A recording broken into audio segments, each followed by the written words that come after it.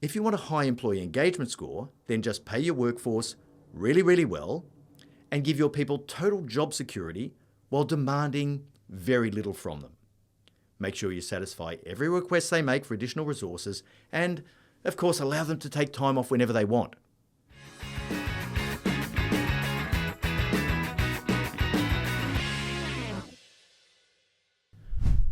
Welcome to Moments with Marty, your short, sharp shot of leadership insight to help you to stay on track between our weekly episodes of the No Bullshit Leadership podcast. You've no doubt heard the expression employee engagement. Now, it's roughly equivalent to the age-old concept of job satisfaction, or JSAT. The big question is, does increasing employee engagement improve your team's performance? Well, that sounds like it should be true, as long as you believe that happy workers are productive workers. Now, unfortunately, I don't. Most often, happy workers are just happy. Investopedia tells us that engagement is the level of enthusiasm and dedication that a worker feels towards their job. Engaged employees care about their work and about the performance of the company, and feel that their efforts make a difference. An engaged employee is in it for more than a paycheck, and may consider their well-being linked to the performance, and thus instrumental to their company's success. Does increased employee engagement improve company performance? Or does improved company performance increase engagement? There's no data to support the claim that there's a causal link between engagement and performance. In fact, my decades of anecdotal observation tells me quite the opposite. When people are part of a high-performing team, they become highly engaged. Now, Aon Hewitt is a company that's been measuring employee engagement for a lot of years, and they have an excellent repository of historical data. Its survey instrument breaks employee engagement down into 6 dimensions.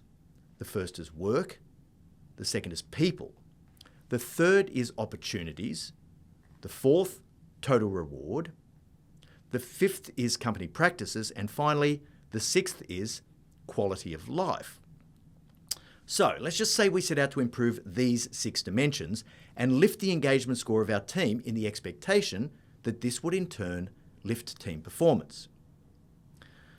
Let's start by paying everyone over the odds.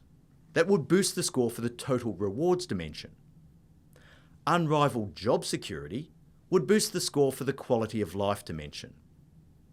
Autonomy without consequences would boost the score for the work dimension. Access to seemingly unlimited resources would boost the score for the company practices dimension. And of course, leaders who stay away and don't demand anything would boost the score for the people dimension. Now, is there anyone who thinks that would have even the remotest chance of lifting company performance?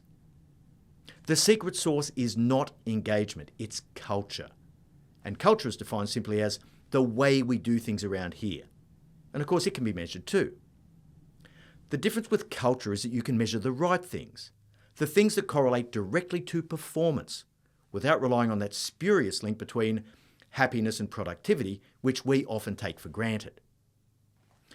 If you want a high employee engagement score, then just pay your workforce really, really well and give your people total job security while demanding very little from them. Make sure you satisfy every request they make for additional resources and, of course, allow them to take time off whenever they want. Basically, you just have to be prepared to pander to their every whim. Now, if you can do that, you'll definitely be able to brag to all your colleagues about how you lifted engagement during your tenure. But here's a thought.